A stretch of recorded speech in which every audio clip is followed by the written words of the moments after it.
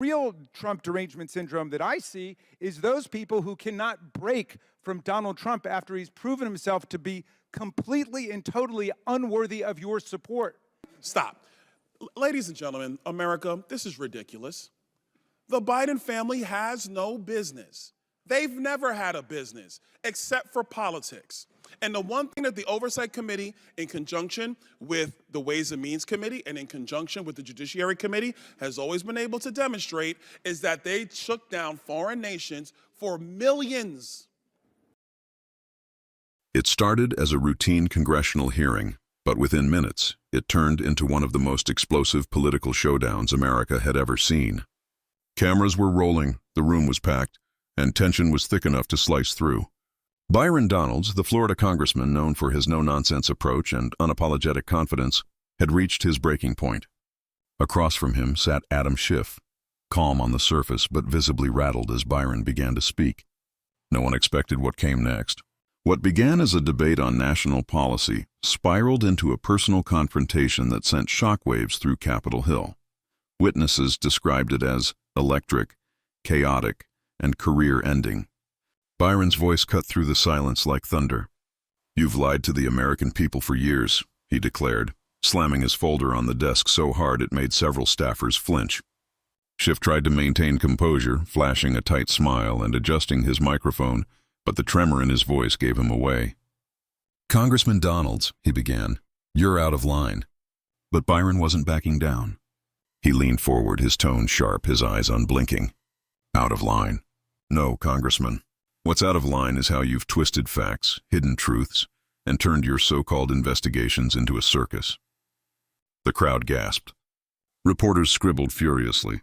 Even members of Schiff's own party shifted uneasily in their seats. For a brief second, the air was still. Then came the eruption. Democrats shouted in defense. Republicans pounded their... proven so breathtaking in its lawlessness and who has engaged in such a surge of illegal actions, the effort to do away with this singularly vital tool, I think you called it, at this time would be disastrous for the country. They tried to twist the facts, but Byron Donalds wasn't having it. What started as a calm committee hearing quickly turned into a full-blown political showdown, and Donalds just dropped the hammer on Adam Schiff and the entire Democrat lineup. Stay with me till the end, because what Donalds exposes in the desks in approval, and the chairman tried in vain to restore order.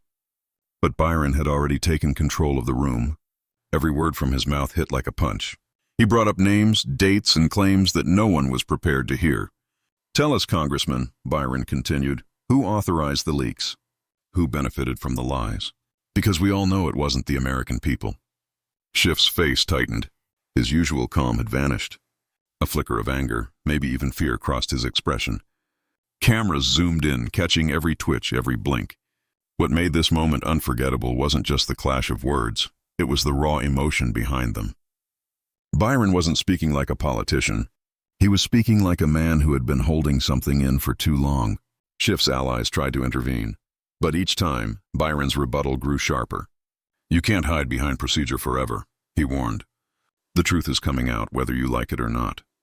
Gasps echoed through the chamber as Schiff abruptly stood up, his voice trembling as he shouted, "This is outrageous!" But Byron only smiled, slowly rising to his feet. "What's outrageous," he said calmly, "is that you think the people still believe you." In that moment, Congress fell silent again. Cameras captured Schiff staring across the room, speechless, his jaw clenched, his papers trembling in his hands. Completely changes the narrative. Before we get into it, make sure you hit like, subscribe, and turn on the notification bell so you never miss our breakdowns of the truth the mainstream won't show you. Donalds from Florida for 5 minutes. Thank you, Mr. Chairman. A couple of things. First, it was said in this hearing, Mr. Chairman, about you specifically, that you repeatedly said you would give Mr. Biden any opportunity, he could choose which one, to come and speak in front of this committee. He could do it by deposition, he could do it by open hearing. It was up to him. The truth of the matter, though, is, members, is that the chairman's words are not binding. Like no other member's words of Congress are really not binding. Within minutes, clips of the exchange flooded social media. Hashtags exploded. Commentators rushed to label it the most brutal takedown in congressional history. And as millions watched the viral footage replay across every platform, one question dominated the nation's conversation. What really happened behind those closed doors after the cameras stopped rolling? Because according to insiders, that confrontation was only the beginning. The moment the gavel struck, signaling that the hearing was officially in session, everyone in the room could sense the electricity. Byron Donalds sat motionless, his eyes fixed on Adam Schiff like a man ready to settle a score. The usual chatter that filled congressional hearings had vanished. Aides whispered behind folders. Cameras clicked and reporters leaned forward, waiting. This wasn't just another political debate. It was about to become a war of words, pride, and legacy. Byron had prepared for this confrontation for weeks. Sources close to him said he'd stayed up nights reviewing transcripts, speeches, and every shred of evidence that pointed toward Schiff's alleged hypocrisy. This ends today, he had told his team that morning, his voice low but steady. And when he walked into the chamber, he carried that promise like a weapon. Adam Schiff, on the other hand, looked unusually calm. Dressed in a sharp gray suit and his trademark expression of quiet authority, he projected the image of control, but those close enough could see his hand tapping nervously on the desk, a subtle tell that betrayed his confidence. The hearing began with formalities, statements, introductions, and routine remarks, but everyone knew that wasn't what they came for. They came for the clash. The moment Byron was recognized to speak, the atmosphere shifted. Even the cameramen adjusted their focus, knowing the real show was about to start. Byron began with precision, laying out facts and questions that pierced through the procedural fog. "Congressman Schiff," he said evenly, "the American..." We issued a subpoena for him to answer said questions. He ignored a congressional subpoena as a private citizen. There are many attorneys on the other side of the aisle. If you had one of your clients in your private practice ignore a congressional subpoena as a private citizen, you would advise them not to, because they would be held in contempt and they would actually be punished by the Department of Justice. So I find it interesting to see today. Yield so I can I'm not respond? going to yield, Mr. Goldman, because I had a question for you earlier. You didn't want to take my question, so I'm not going to take yours. Thank you. So, in closing, I will say, private citizens, yes, they have a responsibility to answer congressional subpoenas. They do. Hunter Biden had it, and he was flagrant. He decided to give a press conference. People deserve answers, and I intend to get them today. Schiff tried to deflect, interrupting with technical objections, but Byron's tone only sharpened. "You've had years to explain yourself, and every time you've chosen spin over truth. We're done with spin." His words echoed through the room. Whispers erupted from the press section. One reporter mouthed, "Oh my God." Schiff leaned into his microphone. "If you're implying misconduct, then you'd better have proof," he said coldly. "I've got more than proof," Byron replied. "I've got witnesses, statements, and the memory of every American who watched you manipulate them for headlines." The audience gasped. Democrats shouted objections. Republicans applauded. It was chaos. The chairman pounded his gavel. "Order, order!" he yelled, but the tension was unstoppable. Schiff, red-faced now, tried to reclaim ground. "This is character assassination," he shouted. "You're turning a hearing into a circus." Byron didn't blink. "A circus?" he shot back.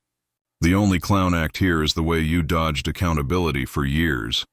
That line hit like dynamite. Even a few Democrats couldn't hide their smirks. Schiff's composure cracked. "You think you can intimidate me?" he snapped. "You think shouting louder makes you right?" "No," Byron said quietly. "But truth does." The room went silent again. Cameras zoomed in. It was the kind of silence that lives forever in political history. A pause before the explosion. Byron reached into his folder and held up a printed document. "This," he said, "is a transcript from your closed-door meeting on July 12th. You told staff to maintain narrative consistency even when evidence didn't align. You called it a necessary safeguard. What safeguard, Congressman? Protecting the truth or protecting yourself?" Schiff's jaw tightened. "That's a misrepresentation," he muttered. "Then clarify it," Byron said. "Tell us what you meant." Schiff looked around the room, searching for support, but his allies avoided eye contact. The silence was deafening. "It's context," Schiff stammered finally. "Context matters." "Context doesn't rewrite facts," Byron replied. "And facts don't disappear just because they embarrass you." The crowd watching from the gallery began to murmur. Some clapped before being silenced by security. The hearing had become theater. Every expression, every breath was captured on camera, streamed, and dissected online in real time. Hashtags like Byron Donalds destroys and Schiff meltdown were already trending. But inside that room, the battle wasn't just political, it was personal. "You've spent years dividing Americans," Byron said, his voice rising. "You painted half the country as villains for disagreeing with you. And now you act like you're the victim." Schiff's voice broke as he replied, "I stood for democracy while others..." So we're going to do this business, and he should be held in contempt by the full House of Representatives. I yield back, Mr. Chairman. Very good. Chair now recognizes Ms. Norton from Washington, D.C. for 5 minutes. I yield my 5 minutes to Mr. Raskin. I'd like to thank the distinguished delegate from the District of Columbia, and I need to correct the record because of several false statements made about the Foreign Emoluments Clause, Article 1, Section 9, Clause 8, although I do appreciate the gentleman from Florida's attempt to at least engage on the matter of substance that was raised so powerfully by Ms. Crockett. Now let's start with this. Article 1, Section 9, Clause 8 says that the... tried to tear it down. "Well, you stood for yourself," Byron countered. "And the people finally see it." A staffer whispered something into Schiff's ear, but he brushed the aide away. "You're grandstanding," Schiff said bitterly. "You're doing this for clicks and sound bites." "No," Byron said with a faint smile. "I'm doing this because Americans are tired of being lied to." The room erupted again. Reporters shouted questions. Democrats demanded recess. The chairman slammed his gavel once more, but order never truly returned. Schiff was unraveling, and everyone knew it. "You've crossed the line," Schiff muttered, his voice trembling. "Maybe," Byron said, "but at least I didn't cross the people." Then came the twist no one expected. Byron reached into his briefcase and pulled out an envelope. "These," he said, "are internal emails between your committee staffers discussing selective leaks to the media." Gasps rippled through the room. Schiff froze. "Where did you get that?" he asked, his tone suddenly panicked. "From someone who's tired of watching you play God," Byron said. He handed the papers to the clerk. "Enter them into the record." Schiff's team objected violently, shouting procedural rules, but the damage was done. The content was live on every major network within minutes. "This isn't just about politics anymore," Byron said, his voice cutting through the noise. "This is about integrity. And the truth doesn't need a party label." The hearing had officially descended into pandemonium. Schiff whispered urgently to his counsel, sweat glistening on his forehead. His confidence was gone. Reporters tweeted live updates faster than the chairman could restore control. "You think this will save you?" Schiff barked. "You think your outrage makes you a hero?" "No," Byron said quietly. "But it might remind people what honesty sounds like." The audience roared again, half cheering, half booing. But amid the chaos, Schiff's voice grew faint. He slumped slightly in his chair, staring blankly at the documents in front of him. Byron didn't gloat. He simply gathered his notes and said, "For too long, we've let this chamber become a stage for deception. Today, that curtain drops." The session adjourned shortly after, but the drama didn't end. Outside the chamber, reporters swarmed both men. Schiff refused to answer questions, his lips pressed into a thin line. Byron, surrounded by cameras, spoke calmly. "The truth always finds its way out," he said. Today, it just happened to be in front of the whole country. By nightfall, the clip had gone viral, reaching millions of views. Pundits called it a turning point in congressional discourse. Others called it a political ambush. Either way, the nation couldn't look away. But what no one realized was that this confrontation was only the first blow in a much larger battle, one that would soon expose secrets even Byron himself didn't expect to uncover. As night fell over Washington, the clip of Byron Donalds confronting Adam Schiff dominated every news channel. Commentators replayed it from every angle, slowed it down, analyzed facial expressions, even measured the seconds between Schiff's pauses to suggest panic. One network headline read, "Donalds drops the hammer," while another declared, "Schiff caught off guard in brutal exchange." Within hours, hashtags were flooding every platform. Byron Donalds destroys, and Truth Bomb, Schiff exposed. But behind the viral headlines, something deeper was brewing. Staffers whispered that Schiff's team was scrambling to contain the damage. Phone calls flew between offices. Public relations experts drafted statements, and lawyers reviewed every word that had been said on the record. Schiff himself had retreated to his office, surrounded by aides. His tie loosened, his patience gone. "We need to release a statement," one aide urged. "People think you're hiding something." Schiff slammed his hand on the desk. "Because Donalds turned a hearing into a circus." I'm not giving him the satisfaction of a response tonight. But even as he said it, his phone kept buzzing. Reporters demanding comment, donors expressing concern, allies asking what went wrong. It was no longer just a political storm. It was a personal humiliation broadcast to millions. One staffer handed him a tablet showing a clip that had already reached 5 million views. Schiff stared at it for a long time. He wanted this moment, he muttered. He planned it. Across town, Byron sat with his small inner circle in a dimly lit restaurant. Despite the chaos online, he appeared calm. His phone vibrated nonstop, messages of support pouring in from voters, colleagues, even celebrities who applauded his boldness. "You went nuclear," one advisor said, half grinning. Byron didn't smile. "He's not done," he said quietly. "A man like Schiff doesn't take a public defeat and walk away." He stirred his coffee slowly, thinking, "They'll come after me next, watch." His chief of staff nodded. "We're ready for that." But even she looked uneasy. She had seen what Schiff's network could do behind closed doors. By the next morning, headlines shifted.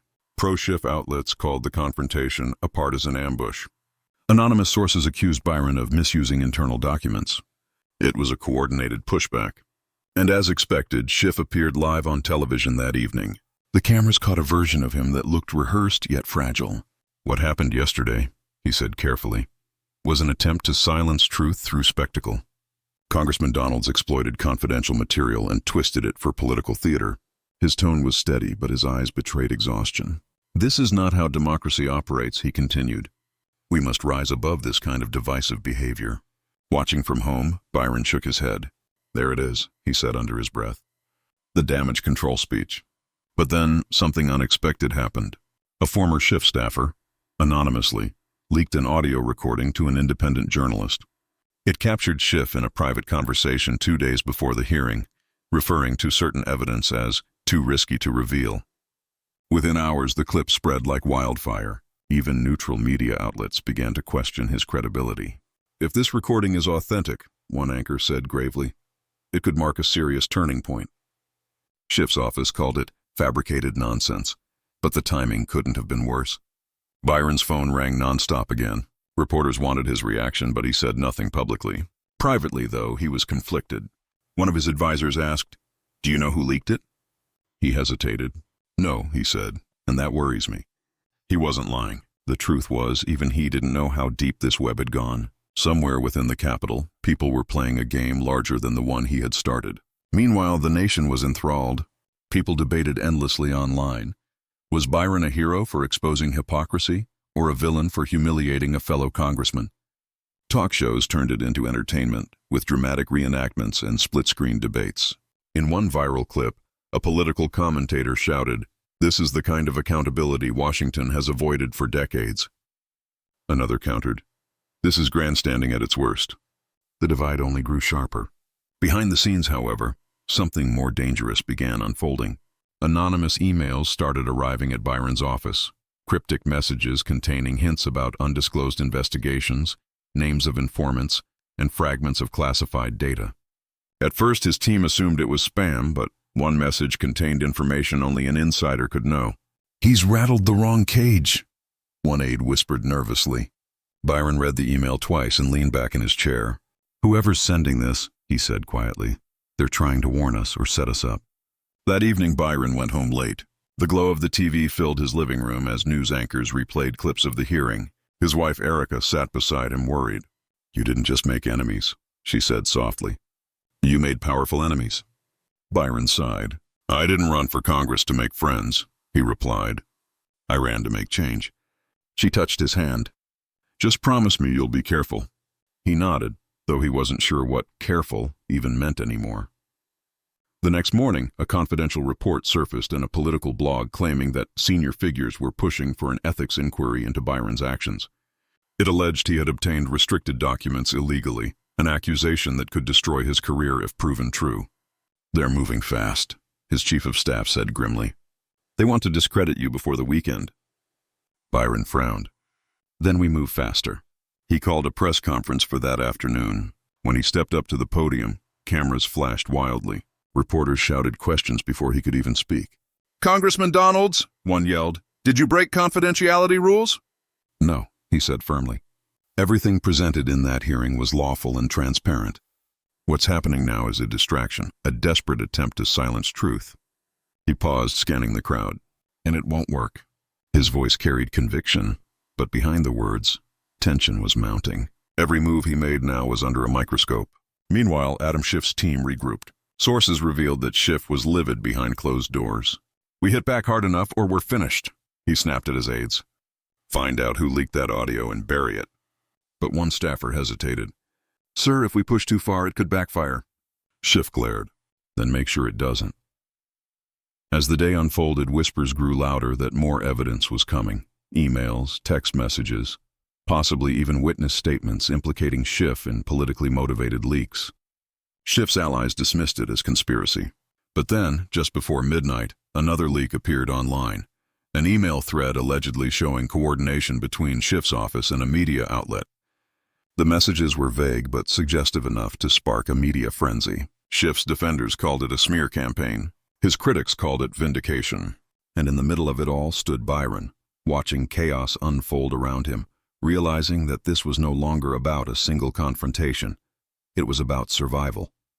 What neither man yet understood was that the next 24 hours would bring revelations that would shake Congress to its core and leave both of their careers hanging by a thread.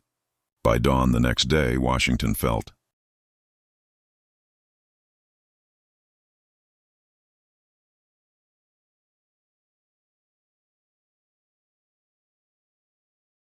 different. The usual hum of politics had turned into a low, constant buzz of speculation. Every network, every talk show, every online thread was consumed with one question: who leaked the second batch of emails? The messages, allegedly exchanged between Adam Schiff's communications team and a major news outlet, hinted at intentional coordination to shape narratives during past investigations. While Schiff's office denied everything, digital analysts began verifying metadata, and it looked authentic. Chaos erupted. The leak hit harder than expected, and the fallout spread like wildfire. Staffers were questioned. Committee members panicked, and the entire Capitol seemed to hold its breath. Byron Donalds woke to a dozen missed calls in a living room filled with reporters outside his home. His wife peeked through the blinds and sighed. "They've been out there since 5 a.m., she said quietly. He rubbed his eyes. "Let them wait. We have bigger problems." He poured coffee and turned on the television. Every channel carried the same story, his name linked to the leak, even though he hadn't said a word since the hearing. Sources close to Schiff claimed Donalds orchestrated a political hit job, one anchor declared. Byron exhaled deeply. Of course they do. Inside Schiff's office, the atmosphere was grim. Aides spoke in hushed tones as Schiff stared out the window, jaw tight, watching protesters gather outside. "Sir," one aide said carefully, "there's talk of an independent investigation." Schiff turned slowly, his expression hard. "Then we control the narrative before it controls us." Another aide entered with a tablet. "There's also something else." She hesitated. "Someone's threatening to release private communications, your personal ones." Schiff's face went pale. "What kind of communications?" "Emails," she said, "from 2 years ago. About the internal memo on classified briefings." Schiff sat down heavily, his hand covering his mouth. "If that gets out," he whispered, "it's over." Meanwhile, Byron was already back at the Capitol. The halls felt colder than usual. Eyes followed him wherever he walked. He greeted few people. His team had advised him to lie low, but he couldn't. "If I hide, they win," he said. When he entered his office, his chief of staff was waiting with a worried look. "You should see this," she said, turning her laptop toward him. It was a message from an anonymous account. "We know the real story. You're not safe." Attached was a document titled "The Missing Transcript." Byron frowned. "What is this?" "Looks like minutes from a private committee meeting," she said. "But it's not from Schiff, it's from your own party." He scrolled through the file, his expression darkening with every line. The document described a quiet deal made months earlier between several members of Congress to downplay certain findings in exchange for bipartisan silence. It painted a picture of corruption on both sides, not just Schiff's. Byron leaned back in his chair, silent. His aide finally asked, "Do you think it's real?" He nodded slowly. "Yeah. And if it is, this whole thing's about to blow up bigger than anyone imagined." Hours later, a third leak dropped, this time anonymous with no traceable source. It included the same transcript Byron had just read. The media exploded again, now pulling everyone into the scandal. Is Washington built on lies? One commentator asked live on air. Suddenly, the line between hero and villain blurred. Byron, who had been hailed as a truth-teller, was now accused of igniting chaos that exposed the entire Congress. "You didn't just destroy Schiff," his friend told him that evening. "You've destroyed the illusion of integrity for all of them." Byron looked distant. Maybe it needed to happen. Schiff, watching the same coverage, was in crisis mode. "If this spirals," he said, pacing his office, "they'll all turn on me to save themselves." His communications director tried to calm him. "We can weather this," she said. "Spin it as an attack on democracy itself." But Schiff wasn't listening anymore. His mind raced. "Someone's pulling strings," he murmured. "Someone wants all of this to fall apart." The next day, a closed-door emergency meeting was called at the Capitol. Both men attended, though neither spoke to the other directly. Cameras weren't allowed, but leaks described the atmosphere as toxic. Schiff accused Republicans of orchestrating a smear campaign. Byron countered that Schiff's lies had cost Americans their trust. The exchange grew so heated that one senator reportedly shouted, "You're both killing what's left of this government." Aides had to separate them when Schiff slammed his hand on the table and shouted, "You're nothing but a showman!" Byron rose from his seat, voice calm but deadly serious. "And you're the reason Americans stopped believing in this institution." After the meeting, footage of both men leaving the room circulated online. Schiff looked broken. Byron looked unshaken, but privately he wasn't at peace. He met with his wife that night and confessed, "I thought this was about exposing corruption. Now I don't even know who's clean." She reached for his hand. "You did what you thought was right," she said softly. "That's all that matters." But he didn't believe her, not entirely. Within hours, the scandal had turned international. Foreign media called it America's political implosion. Both men faced mounting pressure. Committees froze budgets. Intelligence briefings were delayed. The president refused to comment, fueling speculation that even the administration was entangled in the fallout. Meanwhile, another anonymous message arrived in Byron's inbox. "You're getting too close, they won't let you win." Attached was a photo, grainy, taken from a distance, of Byron walking to his car the previous night. His chief of staff urged him to report it to security. He agreed, but inside he knew this wasn't just politics anymore. "Someone's watching us," he said quietly. "And if we don't find out who, this doesn't end with headlines. It ends with silence." That night, for the first time in his career, Byron couldn't sleep. The same man who had dominated Congress now sat in darkness, realizing he had unleashed something even he couldn't control. And somewhere in that same city, Adam Schiff was staring at his own reflection, wondering whether to fight back or finally tell the truth. The following week brought no peace, only the illusion of it. Congress pretended to move on, but every conversation behind closed doors circled back to the same two names, Byron Donalds and Adam Schiff. Both men had become symbols of a government tearing itself apart. The leaks slowed, but the tension never did. In a late-night statement, Schiff announced that he would temporarily step back from certain committees to avoid further distraction. Byron, meanwhile, received quiet warnings from party insiders urging him to tone it down. He refused. "Truth doesn't expire," he told reporters, "and it doesn't retreat." The crowd cheered, but behind the applause there was fear. Fear of what truth might surface next. And somewhere inside that fear, a reckoning was taking shape, one neither man could escape. History would remember this chapter not for policy, not for debate, but for the moment the mask slipped and the American public saw the raw, unfiltered battle for control beneath it all. And now, as you finish watching this unbelievable story unfold, tell us what you think. Was Byron Donalds right to call Adam Schiff out the way he did, or did things go too far? Do you believe the leaks were about justice or revenge? Your opinion matters, and we want to hear it. Drop your thoughts in the comments below, because this isn't just political drama. It's history being written in real time.